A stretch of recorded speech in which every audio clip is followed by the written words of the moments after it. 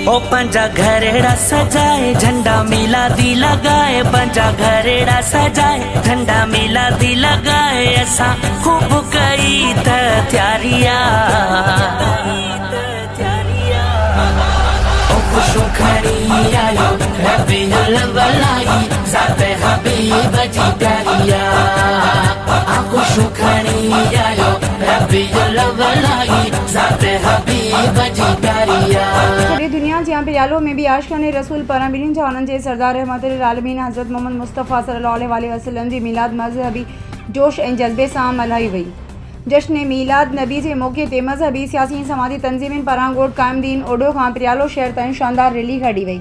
Rally में अॻवाननि town chairman Syed Juman Shah Amanullah Odho Siraj Odho councillor Sajjad Mirani ऐं ॿियनि माण्हुनि वॾी अंग में शिरकत कई। उन सिलसिले में आलम सगोरन ॻाल्हाईंदे चयो त जश्न ईद मिलादुल नबीअ जो ॾिहाड़ो असां लाइ ईद खां बि वधीक अहमियत रखे थो, छो जो उन ॾींहं ते ॿिन्हिनि जहाननि जे सरदार हज़रत मोहम्मद मुस्तफ़ा हिन दुनिया में तशरीफ़ थिया। असांखे घुर्जे त असीं सभु मुस्लमान अल्लाह साईं जे हुक्मनि ऐं नबी पाक जी सुन्नत ते अमल करियूं त जीअं दुनिया ऐं आख़िरत में कामयाबी हासिल करे सघूं।